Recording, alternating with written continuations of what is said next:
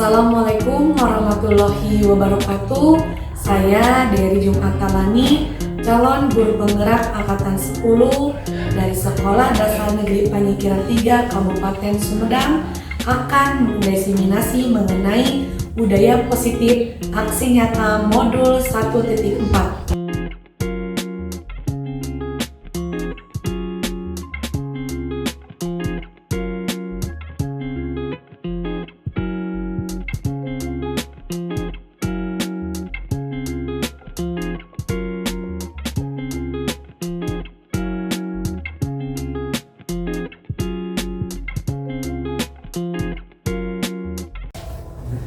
Bismillahirrahmanirrahim. Assalamualaikum warahmatullahi wabarakatuh. Waalaikumsalam warahmatullahi wabarakatuh. Ibu Kepala atau yang mewakili yang saya hormati, Bapak Ibu Guru yang saya hormati, alhamdulillah pada kesempatan kali ini kita bisa berkumpul dalam acara diseminasi budaya positif bersama Ibu Dery Jumatalani. Pertama, mari kita ucapkan puji syukur kepada Allah Subhanahu wa Ta'ala karena telah memberikan rahmat dan kasih sayangnya ya, sehingga kita bisa melaksanakan acara ini. Baik, untuk acara pertama, mari kita buka dengan ucapan basmalah bersama-sama. Bismillahirrahmanirrahim. Selanjutnya, marilah kita menyanyikan lagu Indonesia Raya. Untuk Bapak Ibu Guru, dimohon berdiri.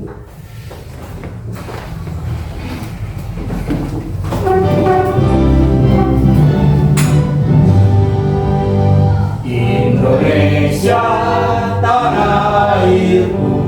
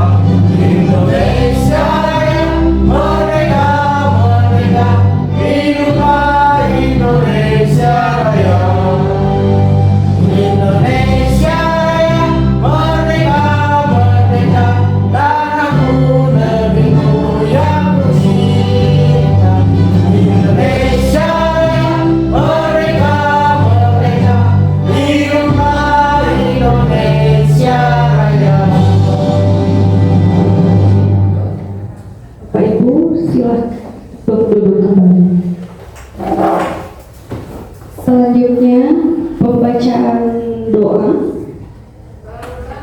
kepada Ibu Maisaroh Eka PDI. Dipersilakan.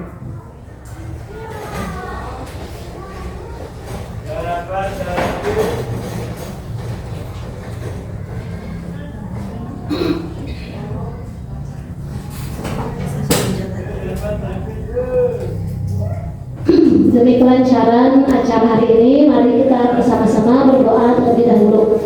A'udzubillahiminasyaitonirrajim. Bismillahirrahmanirrahim.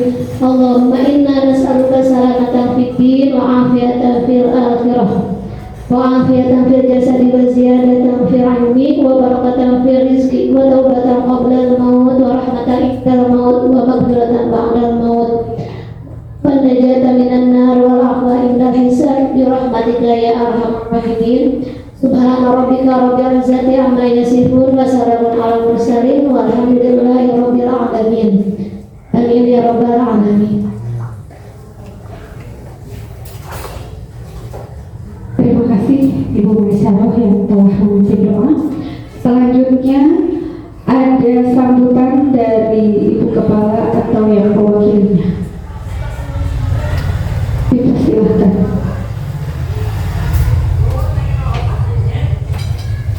Bismillahirrahmanirrahim.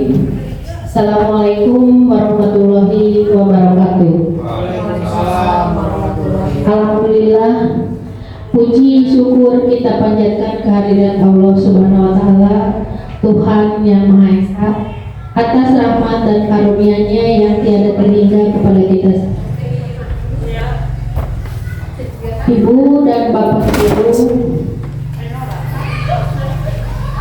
kita bersyukur ya untuk hari ini, pada kesempatan ini kita bisa berkumpul di tempat yang sangat nyaman ini ya, untuk bisa mendukung program CGP Angkatan 10. Kebetulan di sekolah kita ada yang lolos menjadi CGP Angkatan 10, yaitu Ibu dari Jumatan PDMPD. Pada kesempatan ini CGP Angkatan 10 mengadakan diseminasi budaya positif dan akan dijelaskan oleh Bu Derinya secara langsung.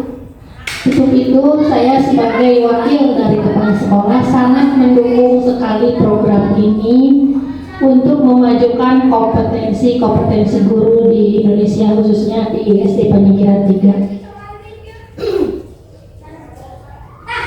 Terima kasih juga untuk Bapak dan Ibu guru yang telah mendukung Ibu Deri dalam program ini, dan kita doakan semoga Bu Deri mendapat kelancaran dan lulus dengan hasil yang sangat baik.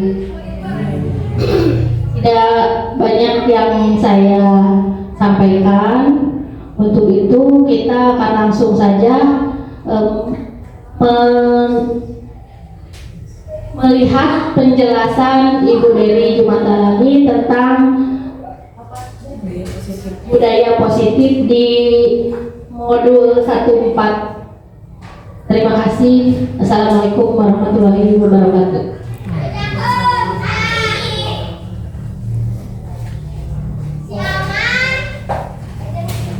Terima kasih kepada Ibu Niti yang telah memberikan sambutannya.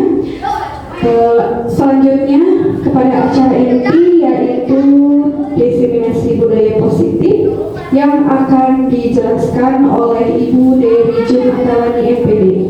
Kepada Ibu Deri dipersilakan.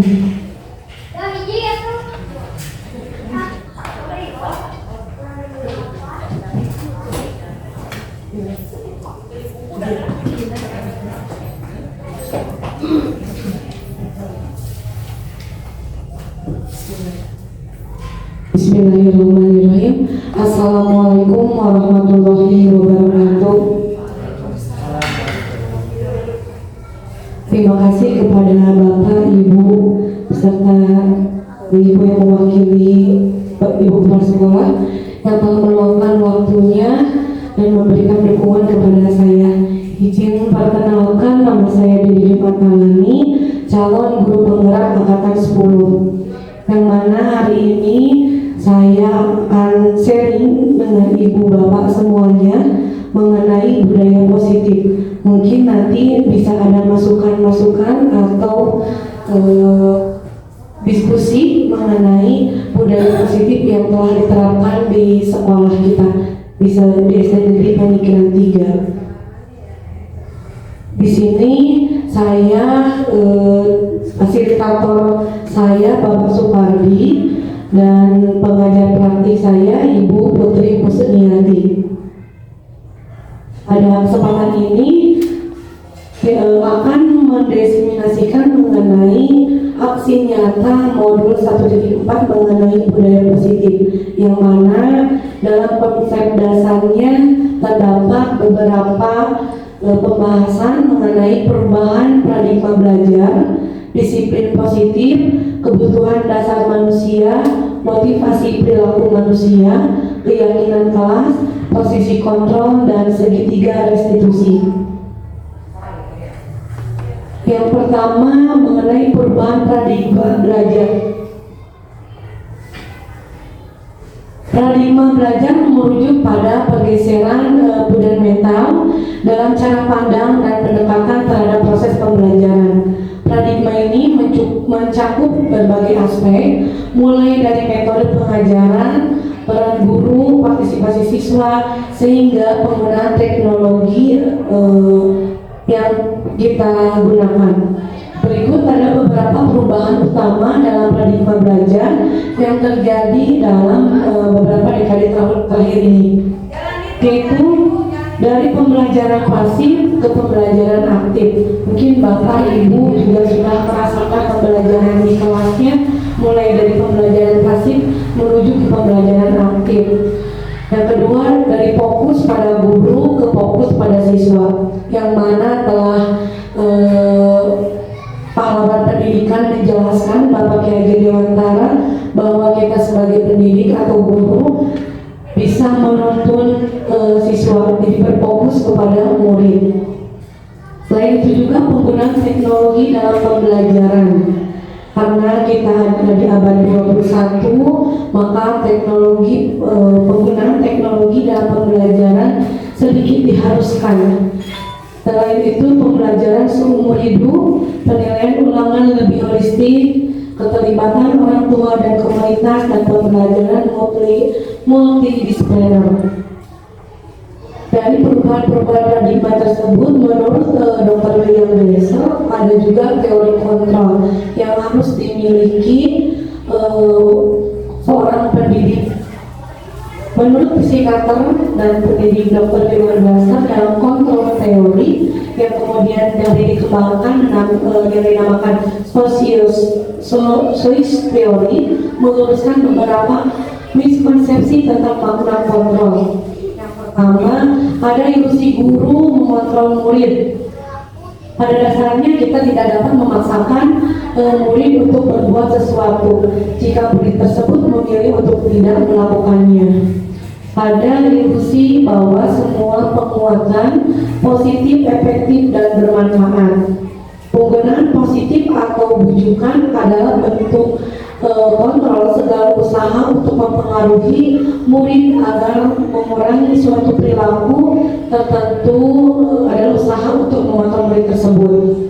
Yang ketiga, ada ilusi bahwa kritik dan membuat orang merasa bersalah dapat menguatkan karakter. Dan ada ilusi bahwa orang dewasa memiliki hak untuk memaksa. Banyak orang dewasa yang percaya bahwa mereka memiliki tanggung jawab untuk membuat murid-murid berbuat hal-hal tertentu. Apapun yang dilakukan dapat diterima selama ada sebuah kemajuan berdasarkan sebuah pengukuran kinerja. Mungkin Bapak Ibu telah mengenal makna dari disiplin. Disiplin suatu kondisi yang terbentuk melalui serangkaian tindakan yang menunjukkan nilai-nilai kepatuhan dan ketaatan. Salah satu nilai karakter tersebut selalu ditanamkan guru di sekolah dengan harapan dapat menciptakan iklim belajar yang kondusif. Mungkin Bapak Ibu saya meminta untuk sharingnya apa sependapat dengan saya mengenai disiplin itu seperti itu gitu, atau mungkin ada Bapak Ibu yang akan memberikan mengenai makna disiplin.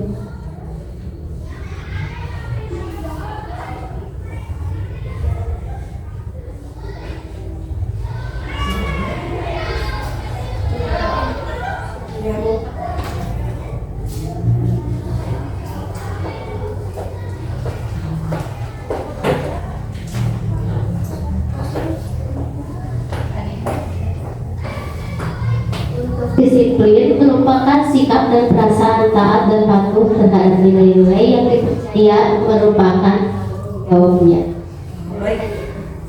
Baik, terima kasih Ibu atas sharingnya mengenai disiplin. Jadi waktu yang harus tanggung jawab ya Bu ya, tanggung jawab. Di sini juga karena disiplin suatu kondisi yang terbentuk melalui serangkaian tindakan yang menunjukkan nilai-nilai kepatuhan dan ketaatan, yang mana anak diharuskan untuk bertanggung jawab. Salah satu nilai karakter tersebut selalu ditanamkan guru di sekolah. Terima kasih Ibu, sangat membantu sekali arti dari disiplin atau makna dari disiplin itu, dengan harapan dapat menciptakan iklim belajar yang kondusif. Disiplin positif. Nah, di sini ada disiplin positif, prinsip-prinsip disiplin positif dan manfaat disiplin positif. Disiplin positif adalah pendekatan dalam mendidik dan membimbing yang menekankan penguatan perilaku baik melalui pujian dan penghargaan daripada hukuman. Prinsip-prinsip disiplin positif menghormati dan memahami anak, fokus pada solusi, konsisten dan kejelasan, membangun hubungan yang kuat, mengajarkan keterampilan hidup. Manfaat disiplin positif, yang ada 5 manfaat disiplin positif. Yang pertama, meningkatkan motivasi internal. Yang kedua, mengembangkan rasa tanggung jawab. Yang ketiga, meningkatkan kepercayaan diri. Yang keempat, memperkuat hubungan. Dan yang kelima, mengurangi perilaku negatif. Dari disiplin positif itu, kita sebagai pendidik atau guru harus mengetahui kebutuhan dasar manusia atau kebutuhan dasar peserta didik, yang mana 5 kebutuhan dasar menurut Dr. William Glasser, yaitu 1. Kebutuhan bertahan hidup, 2. Kasih sayang dan rasa diterima atau kebutuhan untuk diterima. Yang ketiga, penguasaan kebutuhan pengakuan atas kemampuan. Yang keempat, kebebasan kebutuhan akan pilihan. Dan yang kelima, kesenangan kebutuhan untuk merasa senang. Seluruh tindakan manusia memiliki tujuan tertentu. Semua yang kita lakukan adalah usaha terbaik kita untuk mendapatkan apa yang kita inginkan. Ketika kita mendapatkan apa yang kita inginkan, sebetulnya itu kita sedang memenuhi salah satu dari kebutuhan dasar kita. Selain kebutuhan dasar manusia, adapun motivasi perilaku manusia. Motivasi perilaku manusia adalah kekuatan internal atau eksternal yang mendorong seseorang untuk bertindak atau berperilaku dengan cara tertentu. Motivasi perilaku manusia ini ada 2 motivasi yang mendukung dalam perilaku manusia. Yang pertama, motivasi intrinsik, dan yang kedua, motivasi ekstrinsik. Dalam motivasi intrinsik ini yang berasal dari dalam diri individu, seperti pribadi, kepuasan atau tantangan yang dihadapi. Sedangkan motivasi ekstrinsik yaitu motivasi yang berasal dari luar individu, seperti penghargaan, pengakuan, atau tekanan dari orang lain. Menurut Dian Gosen, bahwa motivasi perilaku manusia itu untuk menghindari ketidaknyamanan atau hukuman, terus untuk mendapatkan imbalan atau penghargaan dari orang lain, dan untuk menjadi orang yang mereka inginkan. Di mana untuk menghindari ketidaknyamanan atau hukuman, murid bertanya, apa yang akan terjadi apabila saya tidak melakukannya? Hal tersebut merupakan motivasi eksternal. Contoh dari untuk mendapatkan imbalan atau penghargaan dari orang lain, murid bertanya, apa yang akan saya dapatkan apabila saya melakukannya? Hal tersebut juga termasuk motivasi eksternal. Dan yang ketiga, contoh untuk menjadi orang yang mereka inginkan, murid akan bertanya, akan menjadi orang seperti apa saya ini, gitu. Hal tersebut merupakan motivasi internal yang ada di dalam diri murid tersebut. Jadi dalam motivasi, selain motivasi eksternal ada juga motivasi internal. Selanjutnya, keyakinan kelas, sesuatu yang diyakini bersama yang berasal dari penyatuan pikiran untuk menjadi nilai-nilai kebaikan untuk diturunkan di kelas. Nah, itu keyakinan kelas. Mungkin Bapak Ibu telah melakukan keyakinan kelas ya Bapak ya. Mungkin saya juga sudah melakukan membuat keyakinan kelas. Mungkin Bapak Ibu juga semua sudah yang keyakinan dan nilai-nilai yang kita sepakati dalam keyakinan kelas itu merupakan nilai keselamatan atau kesehatan yang kita sebut sesuatu keyakinan, yaitu nilai-nilai kebajikan universal yang disepakati secara tersirat dan tersurat lepas dari latar belakang suku, negara, bahasa maupun agama. Nah, ini Bapak Ibu nilai-nilai kebajikan yang saya pelajari dalam pendidikan guru penggerak. Ada sangat banyak sekali nilai-nilai kebajikan yang diterapkan untuk membuat keyakinan kelas, khususnya di sekolah dasar negeri Pandikaran 3. Saya beberapa nilai-nilai kebajikan ini yang saya rangkum. Yang pertama adanya keadilan, kehormatan, peduli, integritas, kejujuran, pelayanan, keamanan, kesabaran, tanggung jawab, mandiri, berprinsip, keselamatan, dan kesehatan. Murid perlu mendengarkan dan memahami arti sesungguhnya tentang peraturan-peraturan yang diberikan. Apa nilai-nilai kebajikan di balik peraturan tersebut? Apa tujuan utamanya? Dan menjadi tidak tertarik atau takut sekedar hanya mengikuti serangkaian peraturan-peraturan yang mengatur mereka tanpa memahami tujuan mulianya. Nah, mungkin Bapak Ibu kita bisa melakukan atau mengadakan keyakinan kelas berdasarkan nilai-nilai kebajikan, yang mana tujuan murid jangan asal membuat keyakinan kelas tetapi tidak tahu apa keyakinan kelas itu, peraturan-peraturannya seperti apa.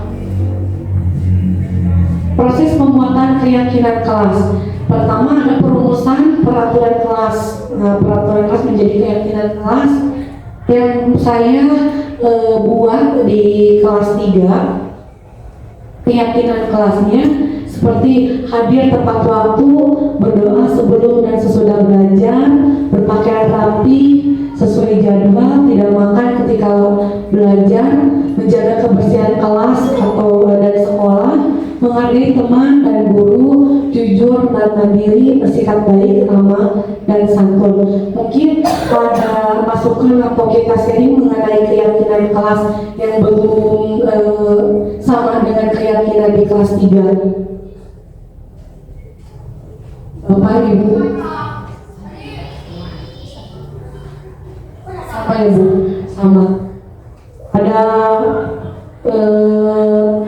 Ada yang berbeda atau sama Ibu? Sama, iya Bu. Dan ini sesudah keyakinan kelas adanya posisi kontrol guru, yang mana ada 5 posisi kontrol.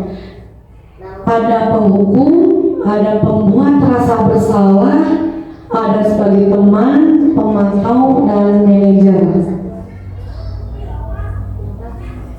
Yang penghukum, posisi kontrol ini masih diterapkan oleh beberapa guru dengan anggapan hukuman mempercepat penyelesaian tanpa memikirkan dampak buruk yang ditimbulkan. Seseorang penghukum biasanya melontarkan pertanyaan-pertanyaan yang menyakitkan, atau disertai gestur menunjuk-nunjuk, menghardik, dan mata melotot. Kita tidak ya Bu, Bapak, ada guru seperti itu sambil menunjuk-nunjuk, menghardik dengan mata melotot. Mungkin Bapak juga kalau ada anak masalah tidak seperti itu ya Pak ya. Ya. Dampak lebih buruknya lagi, Bapak Ibu, murid akan mengalami keterpurukan mental seperti lunturnya rasa percaya diri dan kesedihan yang berkelanjutan. Dan yang kedua, membuat rasa bersalah. Pada posisi ini, guru akan berkata lebih lembut. Guru akan menciptakan keheningan yang membuat orang lain merasa tidak nyaman, rasa bersalah, bahkan merendah diri. Posisi kontrol tersebut berdampak pada penilaian diri yang buruk. Murid akan merasa bersalah dan tidak berharga. Tidak seperti dampak positif menghukum, murid dapat menumpahkan segala amarah meskipun dengan cara negatif. Murid dengan perasaan tertekan seperti ini yang tiba-tiba dapat meletus amarahnya sehingga dapat menyakiti diri, bahkan menyakiti orang lain. Posisi kontrol yang ketiga itu sebagai pemantau. Bapak Ibu guru semuanya, ketika mengawasi, guru bertanggung jawab atas perilaku murid-murid yang diawasi. Sisi pemantau ini berdasarkan peraturan-peraturan dan konsekuensi dengan menggunakan sanksi guru dapat memisahkan hubungan pribadi dengan murid. Posisi tersebut berawal dari proses stimulus respon yang menunjukkan tanggung jawab guru dalam mengontrol murid. Seorang pemantau sangat mengandalkan perhitungan, catatan, dan data yang dapat digunakan sebagai bukti atas perilaku seseorang akibat dari posisi kontrol ini. Murid memahami sanksi yang harus dijalankan agar tidak melanggar salah satu tata tertib atau peraturan sekolah. Bapak Ibu, posisi kontrol yang keempat itu sebagai teman. Kontrol ini guru tidak akan menyakiti murid, namun akan tetapi berupaya mengontrol melalui persuasi.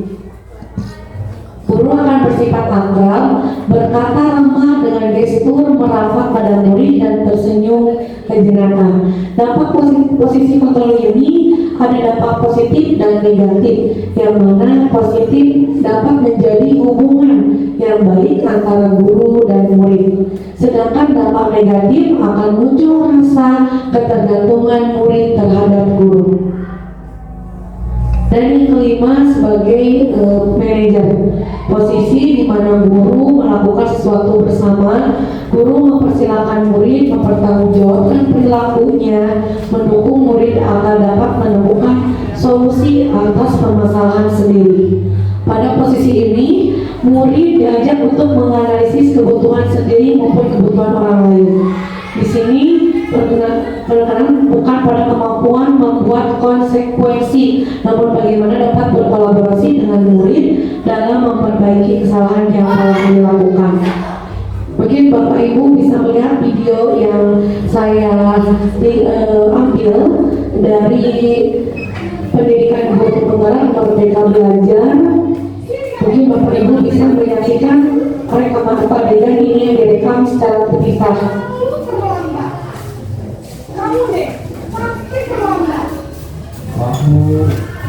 Saya apa coba? Alasan kamu apa lagi? Kenapa sih kamu tidak terlambat? Malah sekalian kan menjadi anak. saya Dasar pemalas. Gak kapok-kapok sih kamu. Tidak berapa kali terlambat. Sana, kamu keliling lapangan basket 2 kali. kenapa saya harus keliling lapangan basket, Bu? Kenapa? Kamu melawan ibu? Berani-beraninya jawab. Sudah terlambat, masih berani jawab pula. Sekarang, keliling lapangan basket 5 kali sekalian. Biar kapok. Cepat. Pergi sana ke lapangan basket. Posisi itu biasanya berbicara dengan anak. Nah, mungkin Bapak Ibu apakah mengalami seperti ini kepada murid-muridnya dengan cara membentak-bentak seperti itu? Tidak.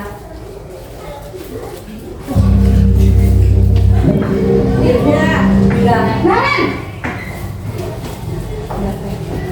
Ya, Selamat pagi Bu. Wah, semoga kita semua Bapak Ibu yang berada di SD Negeri Panikiran 3 tidak melakukan seperti adegan ini jangan ditiru ya Bu Bapak. Di mana ada murid bermasalah, mungkin kita tidak seharusnya untuk kenapa terlambat lagi? kita membentak-bentaknya. Ini kita lihat video yang kedua. Naren!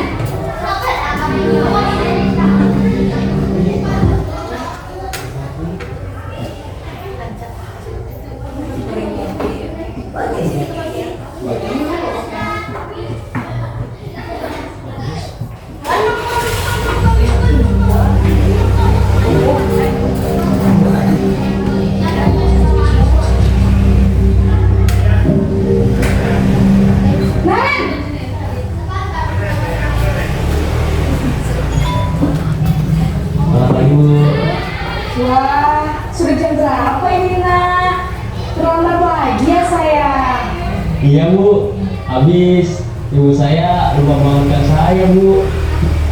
Kamu malah menyalahkan ibu kamu. Kamu bukannya anak yang larinya paling kencang.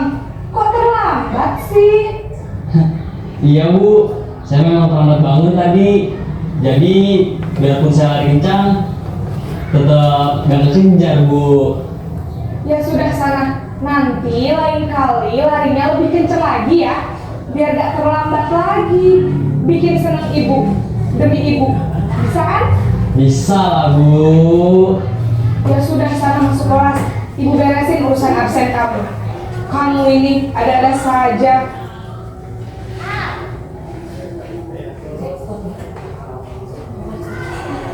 Baik Bapak Ibu, mungkin video yang tadi yang pertama itu posisi kontrol guru sebagai penghukum. Yang kedua posisi kontrol sebagai teman. Selanjutnya deh.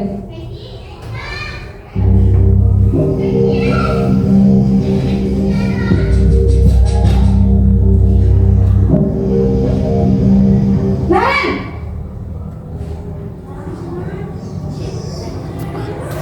Selamat pagi Bu. Naren, kamu kenapa terlambat lagi nak? Ya Tuhan Naren, kamu senang ya bikin ibu susah ya? Kalau kamu terlambat lagi, nanti ibu yang ditegur bapak kepala sekolah nak. Disangka ibu tidak bisa membina kamu. Duh, gimana ini? Maaf Bu. Duh Gusti Naren, kamu suka ya kalau ibu ditegur bapak kepala sekolah? Terus, sekarang ibu harus tulis apa ya di buku absen? Ini kamu sudah sering terlambat loh. Ibu harus apa coba? Maaf Bu. Maaf sekali. Ya sudah, lain kali jangan bikin ibu susah lagi ya nak ya. Ibu tidak akan kuat lagi kalau kamu begini terus. Bisa jantungan kalau ibu tegur bapak kepala sekolah. Sana cepat ke kelas. Maaf ya Bu. Maaf sekali. Posisi Ini posisi kontrol guru yang ketiga sebagai pembuat bersalah. Selanjutnya contoh posisi kontrol yang keempat.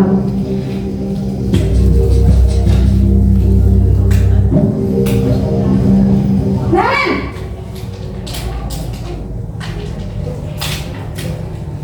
Selamat pagi Bu. Naren, apa peraturan sekolah kita tentang jam berapa kita harus masuk sekolah nak? Kita harus di sekolah jam 7 Bu. Iya betul, sekarang sudah jam 7.20. Naren sudah tahu konsekuensinya jika terlambat hadir. Paham Bu. Saya harus tinggal kelas pas jam istirahat selama 20 menit. Iya benar, konsekuensinya demikian. Jadi nanti jam 9.30 pas istirahat, kamu harus tinggal di kelas, kerjakan tugas tambahan untuk ketertinggalan kamu, ya. Baik Bu. posisi pemantau mengaktifkan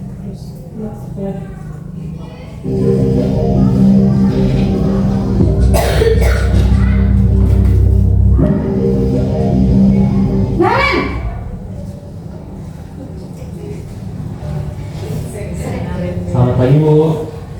Selamat pagi Naren. Maaf Bu.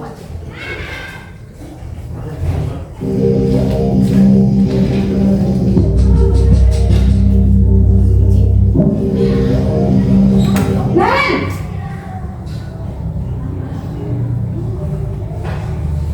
Selamat pagi Bu. Selamat pagi Naren. Maaf Bu, saya terlambat. Iya, sekolah masuknya jam 7, sekarang sudah jam 7.20. Jadi sekarang bagaimana ini Naren? Maaf Bu, saya lupa setel alarm saya semalam. Baiklah, menurut kamu, keyakinan sekolah yang mana yang perlu kamu tingkatkan? Menghargai diri sendiri dan orang lain mungkin ya Bu. Setuju. Jadi, apakah Naren meyakini prinsip saling menghormati tersebut? Iya Bu, saya meyakininya. Apakah Naren bersedia memperbaiki masalah keterlambatan ini? Bersedia Bu. Bagaimana kamu akan perbaiki masalah keterlambatan ini? Saya akan coba untuk tidak lupa menyetel alarm saya Bu. Baik, kalau Naren lupa menyetel alarm di rumah, ada orang yang kira-kira bisa bantu mengingatkan tidak? Ada Bu, kakak saya, Kak Emma. Ada lagi selain Kak Emma? Selain Kak Emma, ada ibu saya. Baik, jadi yang mengingatkan Naren adalah Kak Emma dan ibu kamu ya? Kira-kira akan mulai setel alarm kapan nih Naren?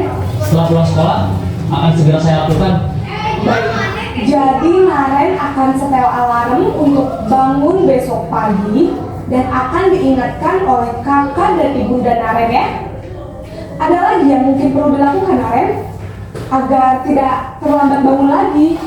Tidak ada Bu. Baik Naren, terima kasih untuk kerjasama kamu. Sekarang kamu perlu kembali ke kelas untuk belajar. Baik Bu, terima kasih.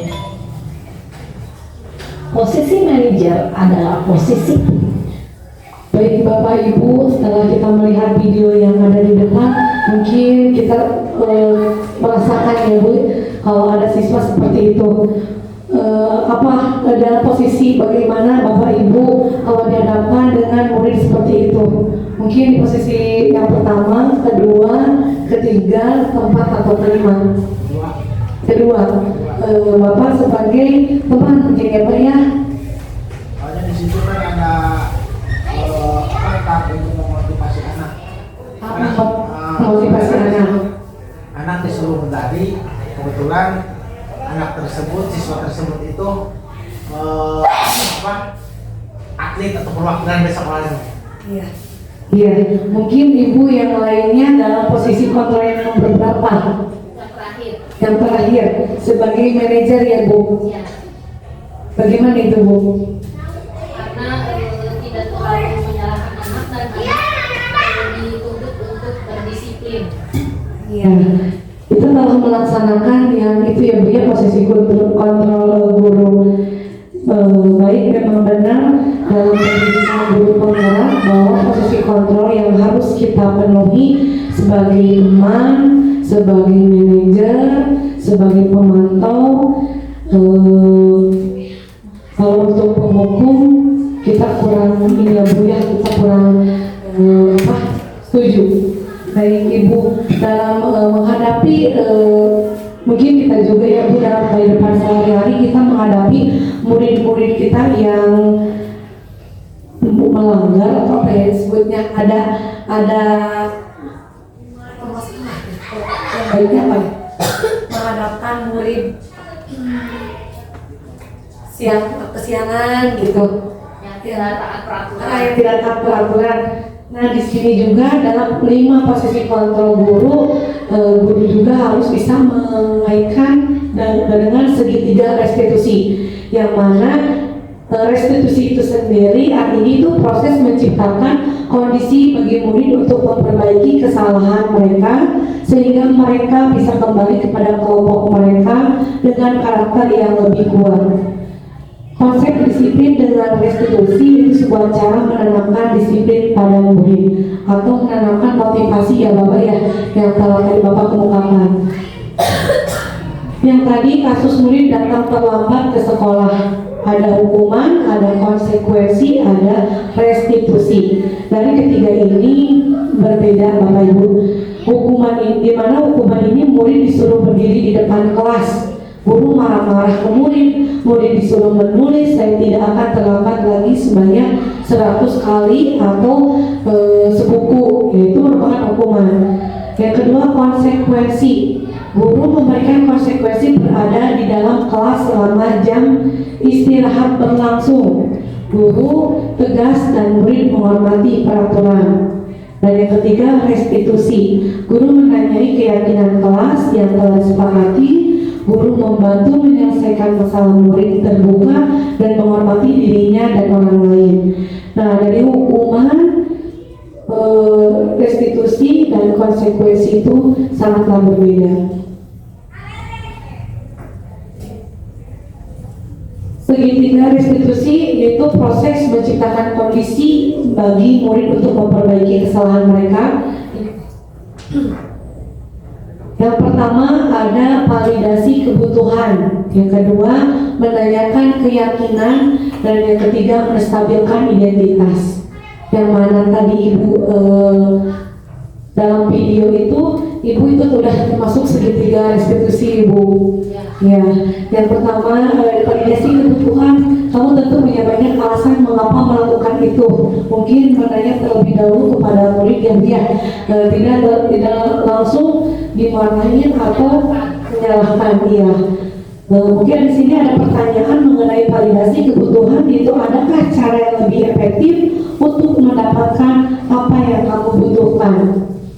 Yang kedua, menanyakan keyakinan. Nah, nilai-nilai apa yang telah kita sepakati? Apa kamu ingin menjadi orang yang seperti apa? Itu menanyakan keyakinan. Dan yang terakhir, menstabilkan identitas.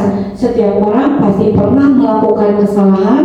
Kamu bukan satu-satunya yang pernah melakukan ini. Nah, dalam langkah-langkah penerapan segitiga restitusi, guru ada beberapa perkataan yang masuk dalam menstabilkan. Nah, dalam validasi kebutuhan, berbuat salah itu hal yang manusiawi. Mungkin bapak ibu bisa mengatakan hal seperti itu gitu kepada muridnya. Tidak ada manusia yang sempurna. Bapak atau ibu juga berbuat salah. Kita pasti bisa menyelesaikan permasalahan ini.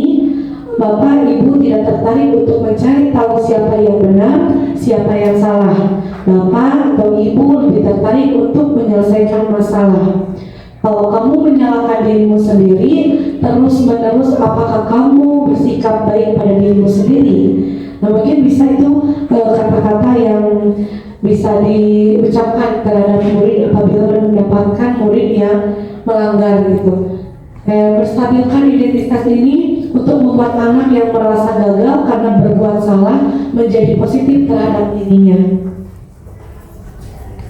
Yang kedua, menanyakan keyakinan. Nah, yang menanyakan keyakinan ini kesalahannya dihubungkan dengan norma sosial dan nilai-nilai yang mendasari manusia berinteraksi dengan orang lain. Ada kata-kata yang bisa diucapkan oleh guru. Yang pertama, apa nilai yang kita percaya di kelas atau sekolah kita? Nilai-nilai universal apa yang telah kita sepakati? Atau nilai-nilai keyakinan kelas, nilai-nilai keyakinan sekolah apa yang telah kita sepakati. Kelas yang ideal itu seperti apa sih? Kamu ingin menjadi anak seperti apa? Apa yang kamu rasakan ketika kamu melakukan itu? Kamu menjadi orang yang seperti apa? Dan yang terakhir, validasi kebutuhan. Membantu murid mengenali kebutuhan dasar yang ingin dipenuhinya ketika melakukan kesalahan. Ada kata-kata yang bisa kita ucapkan terhadap murid yang melakukan kesalahan, menerapkan validasi kebutuhan. Yang pertama, kamu bisa saja kan melakukan hal yang lebih buruk, tapi kamu tidak melakukannya. Kamu pasti punya alasan mengapa melakukannya. Apa yang penting bagi kamu boleh tetap berusaha menjaga sikap itu, tapi tambahkan sikap yang lain. Mungkin sikap yang ke arah positif, itu yang lebih baik. Maukah kamu belajar cara lain untuk mendapat yang kamu butuhkan tanpa harus apabila anak melakukan kesalahan dengan cara membunuh? melakukan dengan lebih baik besoknya lagi. Nah, jadi ada validasi kebutuhan terhadap murid yang melakukan kesalahan. Nah, ada masih banyak lagi Bapak Ibu mengenai kata-kata yang harus kita berikan terhadap murid yang melakukan kesalahan dalam segitiga restitusi tadi. Baik Bapak Ibu, kita lihat video adegan yang direkam ini mengenai segitiga restitusi. Siang Sarah. Siang Pak. Sudah lama nggak ketemu Sarah. Kenapa hari ini ada di sini? Kesel Pak, kesel banget. Masa aku dikatain tukang fitnah Pak? Ya aku marah lah. Aku balik ngatain Eka di depan kelas. Kesel banget.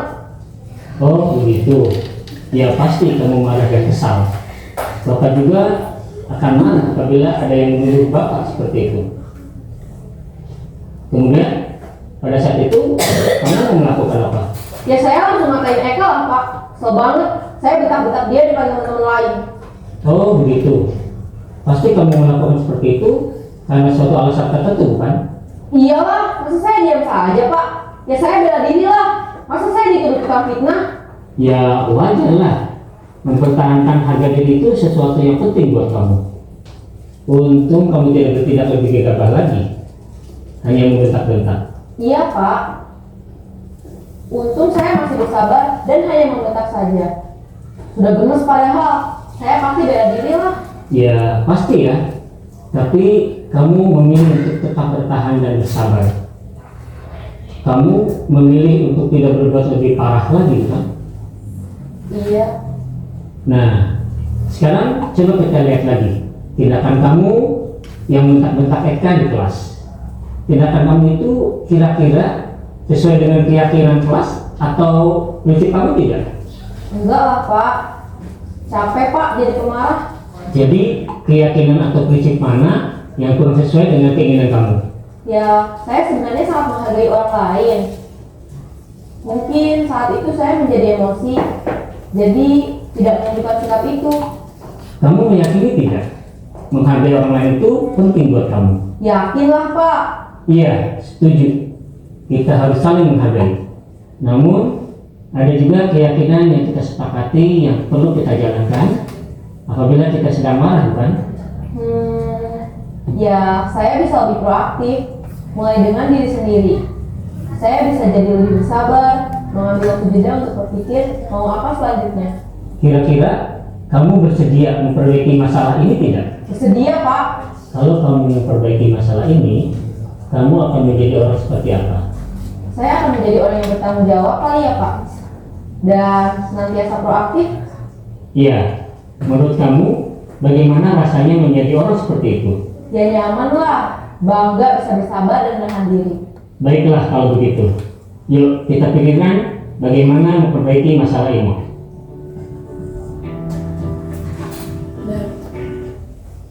Nah Bapak Ibu, itu penerapan segitiga restitusi di sekolah menengah ke atas dengan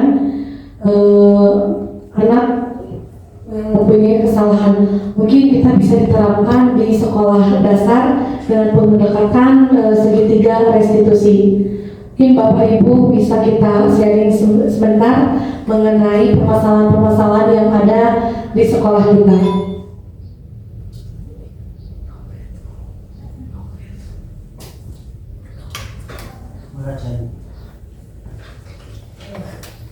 Assalamualaikum warahmatullahi wabarakatuh. Pertama, terima kasih buat Bu Dewi sebagai CGP yang sedang menguraikan tentang disiplin positif, permasalahan yang saya alami di kelas mengenai anak yang suka bolos. Dari 1 minggu itu kadang-kadang sekolahnya hanya 2 hari masuk. Nah itu sudah saya tegur, sudah saya panggil juga orang tuanya, tapi masih tetap dengan alasan kesiangan. Jadi karena kesiangan itu dia katanya malu untuk masuk sekolah. Di sini saya mau minta pendapat rekan-rekan bagaimana solusinya. untuk anak tersebut karena tindakan saya sudah merasa maksimal, tidak ada penyelesaiannya gitu, karena sudah saya tegur anaknya, sudah panggil orang tuanya gitu, tapi tetap saja.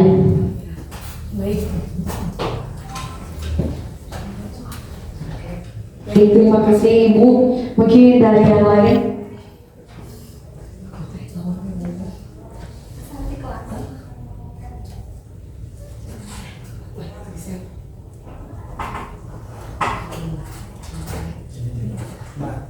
Kalau permasalahan saya di kelas 1 itu ada salah satu anak ya yang kalau marah itu suka kasar sama temannya.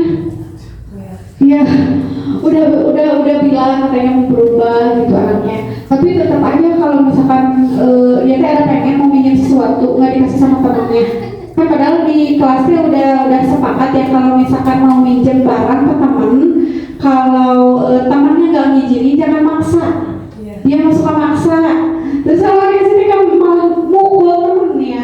Nah, saya tuh bingung harus bagaimana gitu ini ke anak udah mah minjem, maksa kasar lagi sama temannya.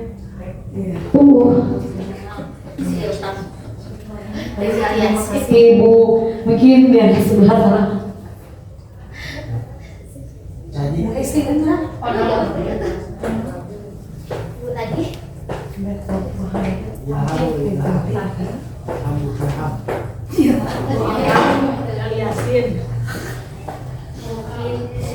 Mungkin untuk di kelas saya kebetulan ada anak yang kekurangan mungkin.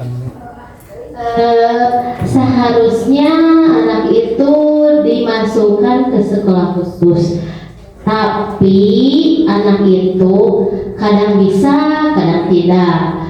Nah, pernah saya memanggil orang tuanya, katanya anak ini sering diruqyah ya. Pas sudah diruqyah, keesokan harinya anak tersebut bisa menulis, bisa membaca. Terus pas ada lagi misalkan hari-hari berikutnya kembali lagi. Mungkin saya minta solusinya bagaimana menghadapi anak seperti itu.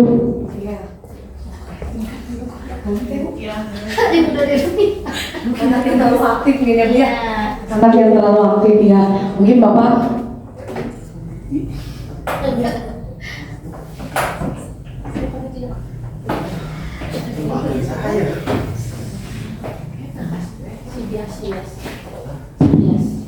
Bismillahirrahmanirrahim. Untuk pengalaman yang saya dapatkan di sekolah ya, kebetulan saya itu di lingkungan luar, yaitu di luar outdoor ya, karena kan saya guru olahraga. Jadi untuk pengalaman itu saya bermacam-macam ya, karena melingkupi seluruh siswa dari kelas 1 sampai kelas 6. Jadi untuk segi umumnya gitu. Jadi untuk masalah umum di siswa yaitu kurangnya disiplin dari hal berpakaian, sopan santun, lalu dari segi kebersihan juga. Itu pengalaman saya. Itu ngambil saya secara umum. Soalnya kalau misalkan diambil secara khusus atau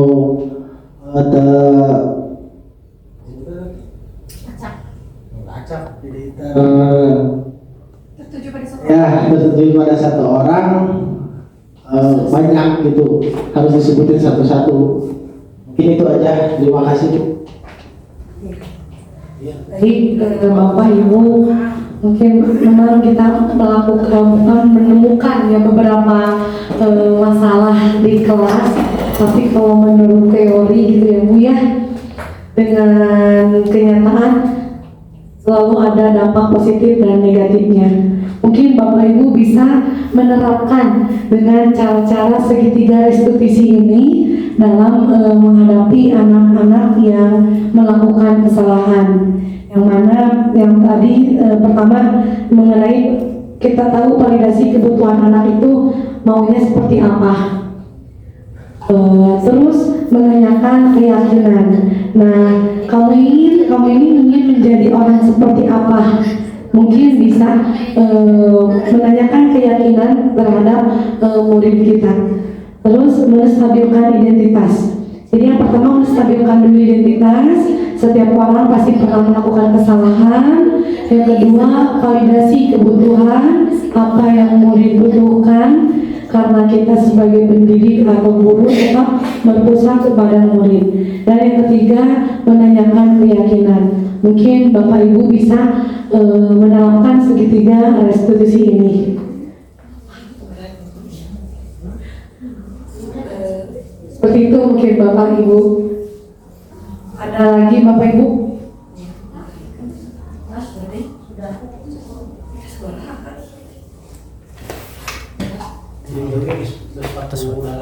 Oh iya, mungkin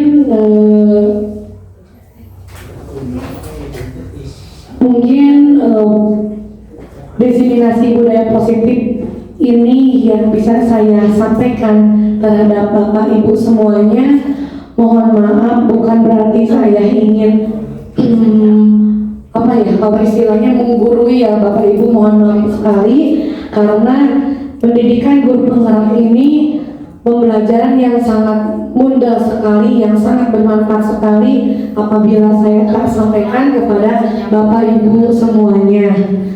Terima kasih banyak Bapak Ibu telah hadir dalam kegiatan diseminasi ini, sehingga mudah-mudahan materi ini bermanfaat buat kita semuanya. Semoga kita semua selalu sehat selalu dan bisa menemukan untuk menyelesaikan masalah-masalah murid yang kita hadapi. Dan semoga ilmu yang Bapak Ibu berikan terhadap murid kita semua bermanfaat. Wabillahi taufiq wal hidayah. Wassalamualaikum warahmatullahi wabarakatuh. Salam guru bergerak, tergerak, bergerak, dan menggerakkan.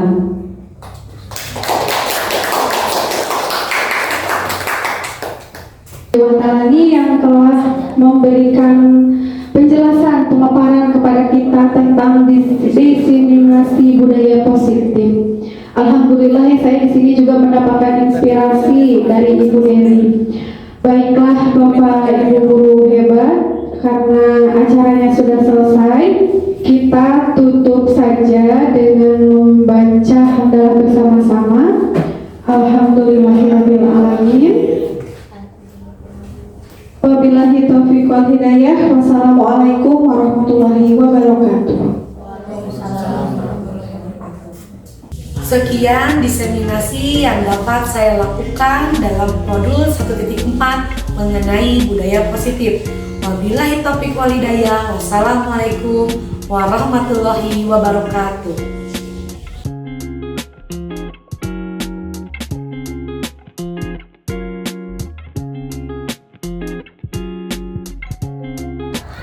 Assalamualaikum warahmatullahi wabarakatuh. Perkenalkan, saya Cindy Ayu Fatmala, rekan kerja dari CGP bernama Dery Jumatalani MPD. Dengan diseminasi yang telah disampaikan oleh Ibu Dery, sangat berpengaruh sekali terhadap sekolah ini, terutama untuk saya pribadi sebagai pendidik. Pada penyampaian budaya positif ini, dengan menerapkan keyakinan kelas, bisa membentuk karakter siswa ke arah yang lebih baik lagi. Saya merasa bangga kepada Ibu Dery.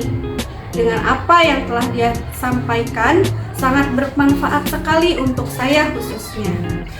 Dan saya menjadi termotivasi bahkan, wah sepertinya bagus nih bila saya juga mengikuti pendidikan guru penggerak seperti Ibu Dery. Terlihat dari penerapan yang Bu Dery lakukan terhadap muridnya, beliau menjadi semakin sabar dan mengarah terhadap murid. Beliau lebih peduli kepada murid dan menuntun muridnya menjadi lebih baik, bisa mengatasi masalah murid. Kemudian Bu Dery juga lebih menjadi manajer kepada muridnya, tidak menjudge murid gitu. Sekian dari saya. Wassalamualaikum warahmatullahi wabarakatuh.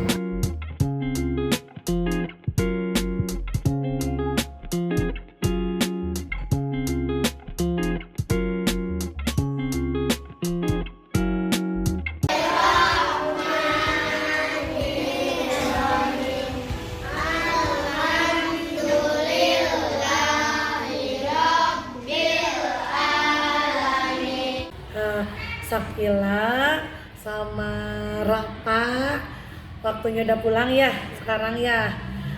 Tahu nggak Sakila sama Rafa dipanggil sama ibu? Makan waktu di kelas. Oh, di kelas. Sakila juga waktu makan di kelas. Nah, kenapa bawa makanan ke kelas? Nggak tahu waktunya masuk kelas. Kalau masuk kelas jam berapa? Masuk kelas jam 7. Sakira masuk kelas jam berapa? Jam 7. Nah, kan makan di kelas dibolehin enggak? Enggak ya. Kesepakatan kita apa? Coba di kelas. Berdoa sebelum belajar, berdoa sesudah belajar dengan khusyuk. Ya, nggak ada yang main, nggak ada yang makan ya. Itu kesepakatan kita di kelas. Jadi kalau berbuat salah ucapkan minta maaf. Kalau minta bantuan mengucapkan tolong. Kalau diberi bantuan ucapkan terima kasih. Itu harus ditanamkan ya. Itu hebat. Kalau kelas 3 ya. Udah.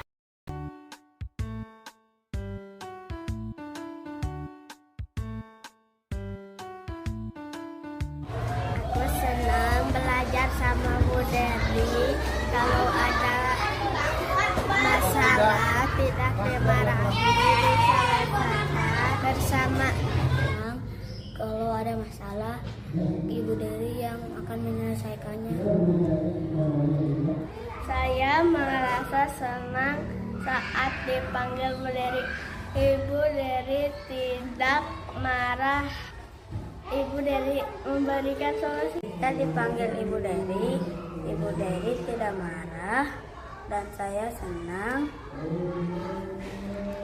Dan saya sama Saiful sudah baikan.